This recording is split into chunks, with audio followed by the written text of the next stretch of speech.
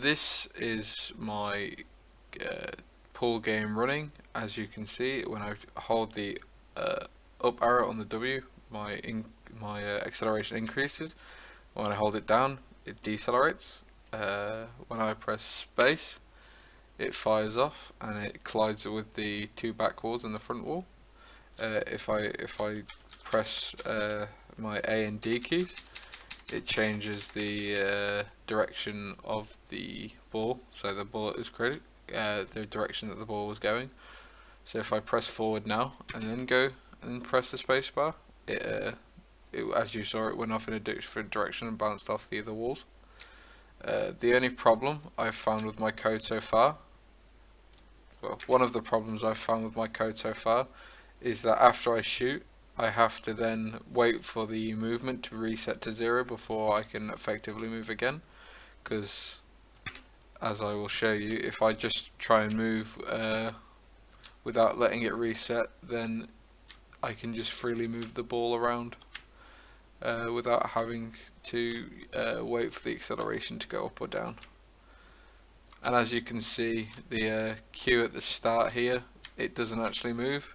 It's a static Q, as well as the balls. There's no collider on the balls, which is a shame, as I wanted to have the Q move when I used the Q ball, and I wanted the balls to have acceleration on them as well. To work out the ball, I use spherical coordinates so that I can create a hemisphere, and then from the hemisphere I then scale it by -1 in the main, so that when I scale it, it flips underneath and it creates a circle, a sphere. So that's how I made call my balls, and I do this via using the formula you see in front of you, which is the radius times cosine float of j divided by the hemisphere lats times pi divided by 2, and times that by cosine times the cosine of 2 times the float of I divided by the hemisphere long of pi. It's similar with the z coordinates, which instead of using cos at the end, I use sine at the end, so I use cosine and sine. And for the y, I do the radius times sine of a float j divided by the hem lats times pi divided by 2. For the Q, I do it in a fairly similar way to the way that I do the hemispheres, except I don't need the full 3D circle. So what I do is I use a for loop to draw the first circle using circle coordinates. So for x I do q radians times cos radians j, and for y I do it for sine instead of cosine, and then the z coordinates are equal to 0. And then I've set the color for this to a brownie color, and same for the second for loop, except this time I've set the z to 60, because that way it draws the other part of the circle further up rather than being on the same in the same section. And then for the indices, I have it set up so that kind of like a triangle strip, it'll go from one to the next and then back down and make triangles all the way around the Q. For the buffers and the VAOs, it's very similar to the circle, or to the spheres. Sorry, it has one VAO, two buffers. It sets up the Q vertices and the Q indices in their own buffers, and the same with the size of the Q vertices. It will find the Q vertices first, and it will do your X, Y, Z, W, and it will take those first four, and it will do an offset for the size of the coordinates of the Q vertices, and it'll do R, G, B, W, and it will take them for your next section. So the first section will give you the The first section will give you your coordinates, and the second section will give you the colors. I don't know whether I made that clear enough in the spheres, but it works the same way, along with the fill. So you find your lats and your longs for your cue and your sphere. You fill them out, and then you find your offsets, and then your VAO. You set your cue lats and your offsets, and then you call them within the fill cue function.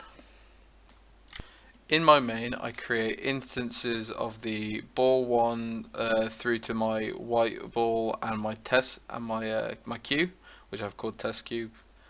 I've made a matrix, 4x4 matrix structure so that I can set up my identifiers. I then have my square vertices and square object buffers. I have a square vertex called table, which set out the green bottom layer of the table, and then a vertex called barrier, which sets up the nice black border that the balls bounce around. I then use a model view matrix to set up my my program ID, my vertex shader, my fragment shader, my model view location, and my project map location. I then set up 2 buffers and 2 VAOs for triangle strips within the code. I then have this as to test that the shaders are all working correctly. This to read the text files that contain my fragment shaders and my vertex shaders. I then call these shaders later on here, so that I can pass data through them so that everything is given the correct values and information that they need. This is very similar to the VAO buffer and the VAO and buffers for my circles, except I have 2 for each, because I have 2 VAOs for the table. I have a VAO for the table, and I have a VAO for the barrier, and I have obviously got my one buffer for the indices of each of them. Then I have my ball set and test cue set up, and in here is where I draw everything. So I have my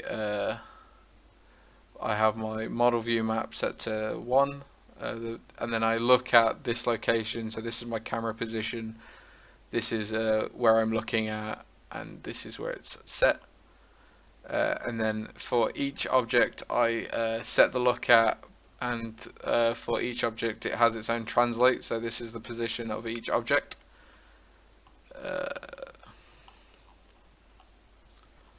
This is how I reshape my window, so if I want to scale my window up and down I can, because it uses a float of W divided by the width divided by the height. And this is where I call all my functions. These are the references that I have, as these are the different things I use to help me create my graphics and help me create the sections within my code. If I were to do this piece of work again, I would probably attempt to make it a bit better, a bit nicer looking. So I didn't have much lighting, and I didn't have much in the ways of textures. But if I were to do it again and I had a bit more time, I would attempt to maybe add these into my game later on, because I ran out of time for this, I'm afraid. If I were to attempt it again, I would try to add these in, because it would make everything look nicer, make everything look just better.